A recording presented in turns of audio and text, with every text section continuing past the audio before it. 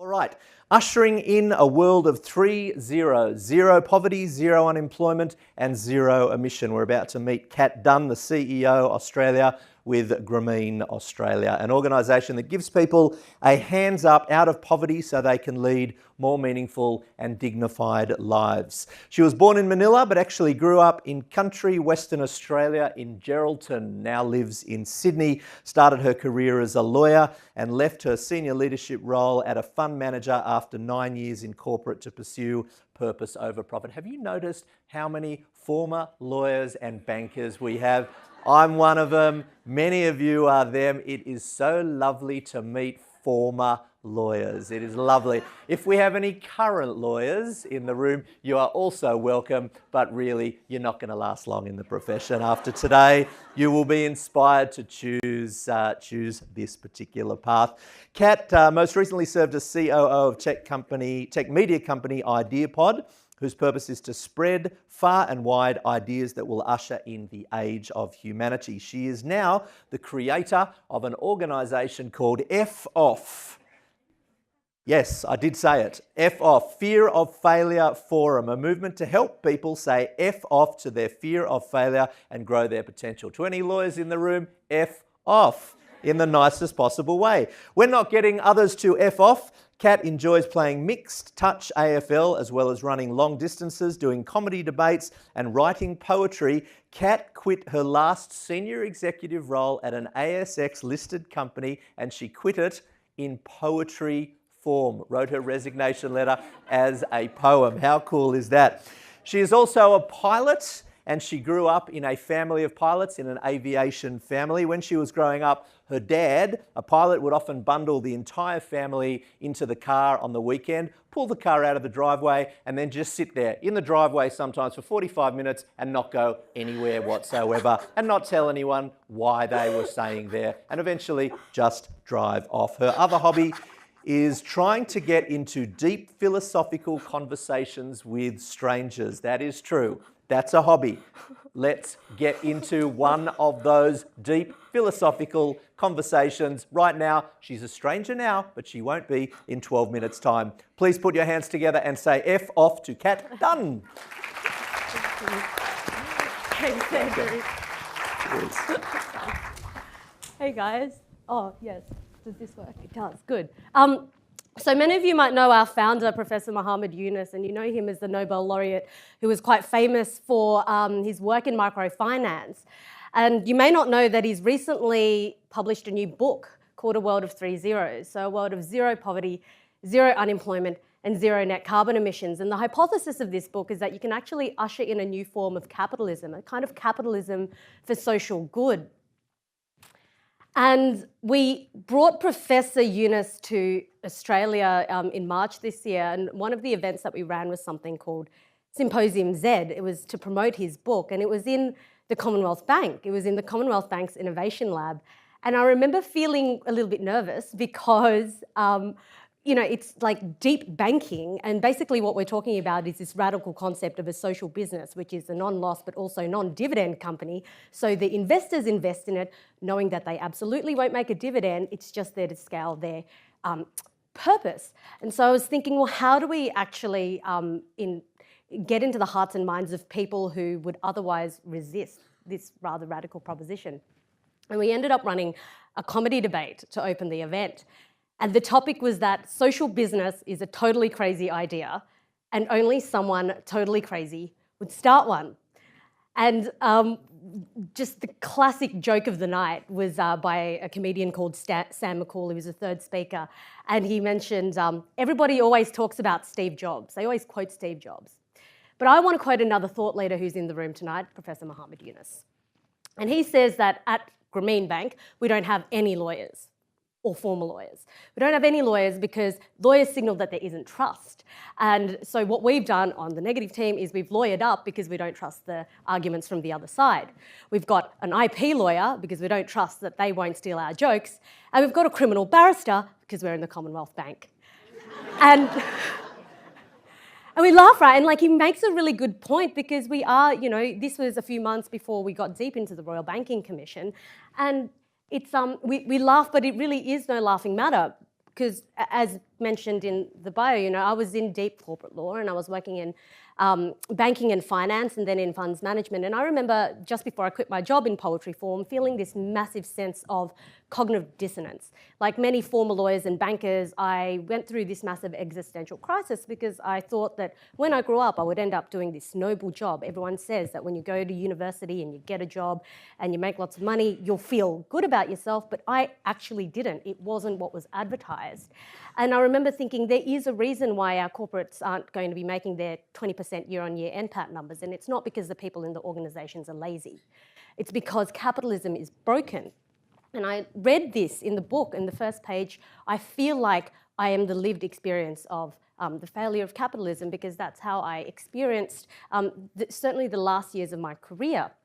And what's happening is that we have a capitalist system that is incomplete. We have used this tool of business and we've completely misunderstood its potential.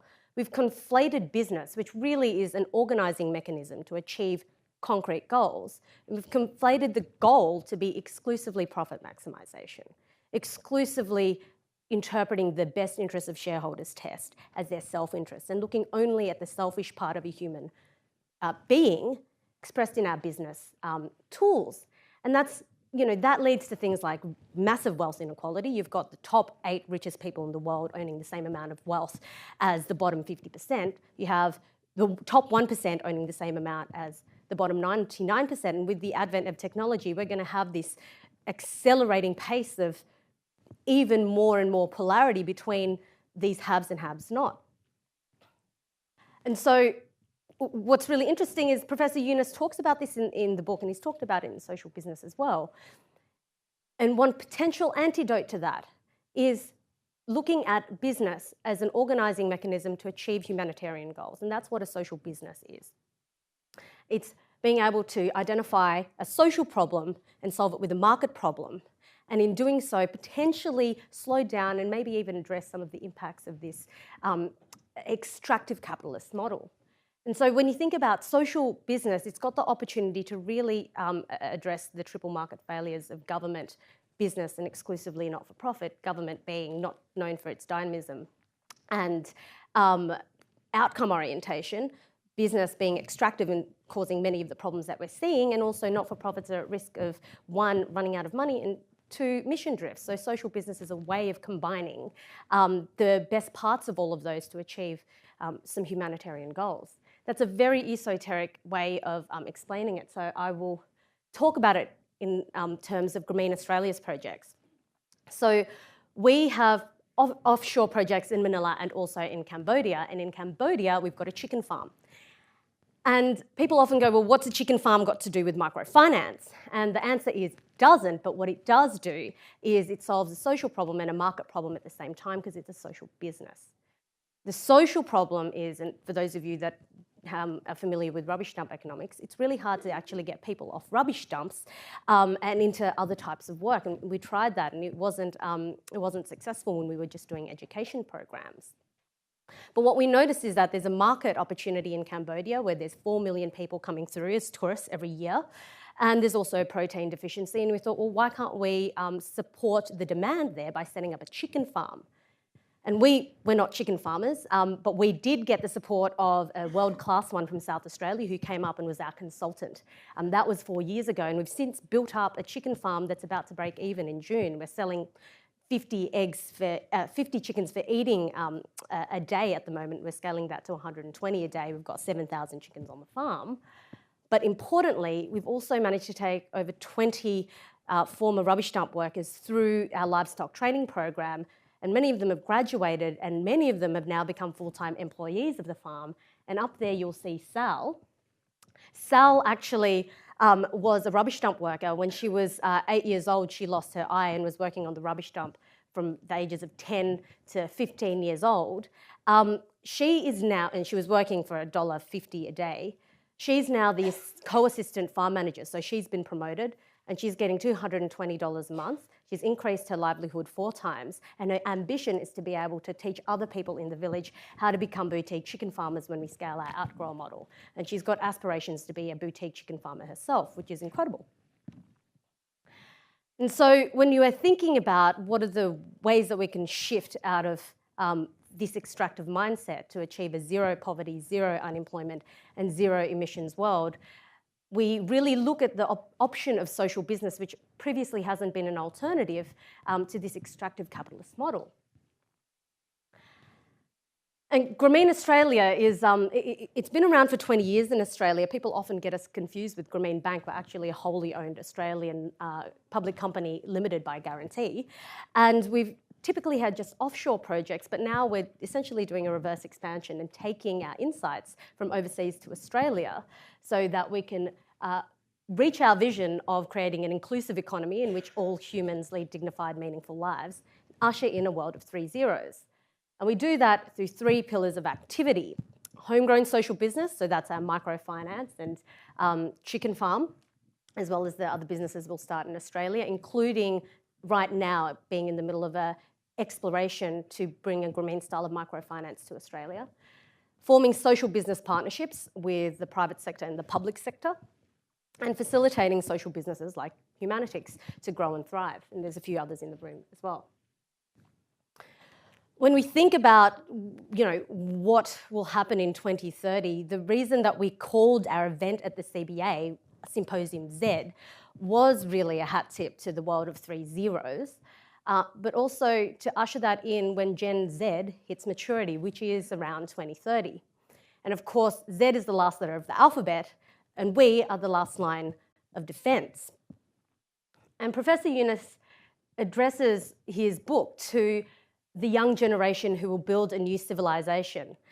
Our call to action really is, one, how many more people can we get to, instead of the top talent in the world deciding to go and work in finance or law, and by the way, you can do that if you want, but if you have a yearning to be able to use your talents for a greater humanitarian purpose, you do have the option of running a social business or being involved in a social business.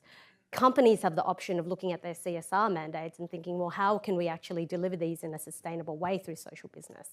And NGOs have the opportunity to think, well, how can I, instead of being really beholden to this donation model, think about putting a business engine behind our social problem and creating a social business out of that. And I think that if we do that, we really can bring in a new form of capitalism to help address, potentially slow down this extractive runaway capitalist economy that we currently are seeing, and even address it and go so far as to reverse it so that we can bring in that world of 3 zeros, of zero poverty, zero unemployment, and zero net carbon emissions. Thank you. Thank you.